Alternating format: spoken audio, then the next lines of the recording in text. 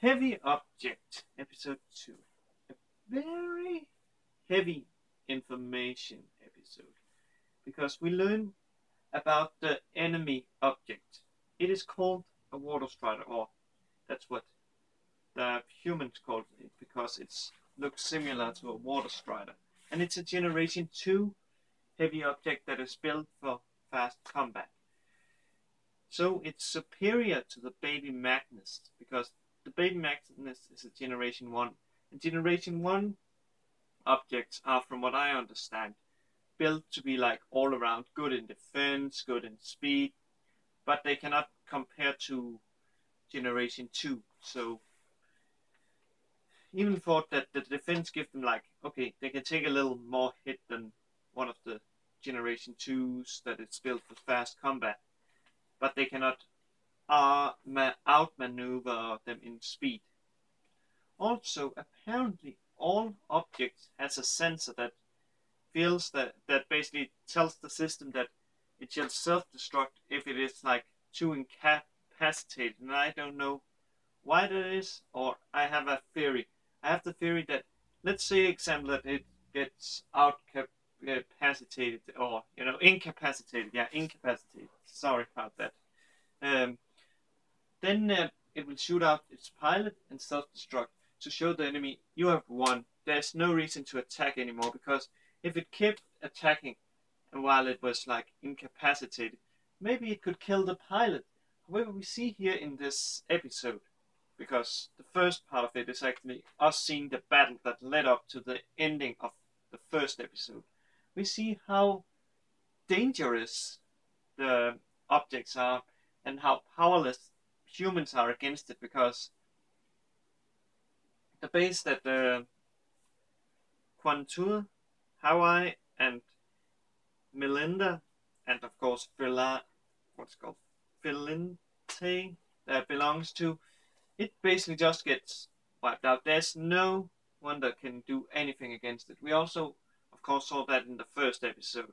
So yeah, there is a problem here, because if shall say, object driver doesn't, hold to that unwritten rule about when a white flag is raised, they just stop attacking, then yeah, we saw the resolve in this episode. And it's actually pretty nasty, especially because we see also how people will react, because there's, of course, minority of people just run away because they don't want to get killed by the what's it called, object. Of course, that's understandable. However, our main character, Quantua, he cannot accept that the princess is basically giving herself up by sending an SOS signal to distract the object. So yeah, he decides to go after her, even though he is scared. He actually has like, I think it takes him like 4 or 5 seconds to put in the magazine with smart bullets. So yeah. And yet he goes after, and he managed to save the princess. Of course, the princess helps him a little, and also his friend Hawaii, who originally didn't want to go with him, actually saves him from being mincemeat from a grenade. So yeah. And we learned something about Melinda, that even thought she knows it's wrong to think that way, she has actually been looking down on the people that didn't drive a object, because she was always the one saving them. She saw them like lesser, so she couldn't understand why, what is it called, Quantua, he was going to save her, because so in her mind she wouldn't have done the same. Or did she? Actually, I think the reason why she did that SOS, it wasn't to save them, it was because of her pride, or hubris it's actually called. It told her to do it because she couldn't accept that they was killed without her doing anything, or at least something in her power to save them. So she did actually not do this out of selfish reasons.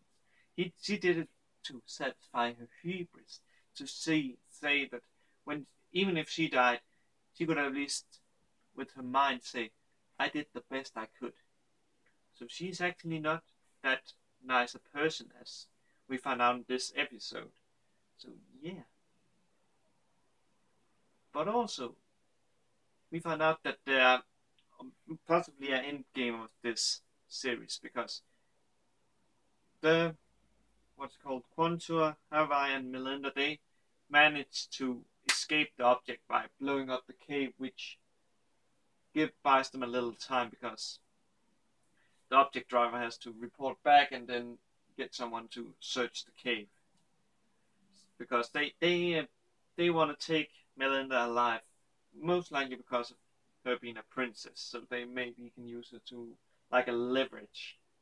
But we find out that they possibly, or from what I can understand on Quantum, they are gonna try to find a weakness in the heavy object and exploit it to win, because they want to like incapacitate it, or fake incapacitate it, so it's self-destruct, and that way they can win. Of course, that's not easy when we have seen how powerful the object is and how it basically like that destroys like a whole facility. So yeah, this is a really good episode actually of Heavy Objects, as I already said. And I'm looking forward to seeing the third episode, which I luckily can do because, yeah, I know I'm behind. And if all my calculation and things goes right, I should be done with caught up 100% Monday or Tuesday. Maybe even this weekend if everything goes right and I don't get like a block. Case like I did in the previous, where I basically couldn't do any more reviews because my brain was basically spent. And no matter how much I fed it, I could not get any more energy to review.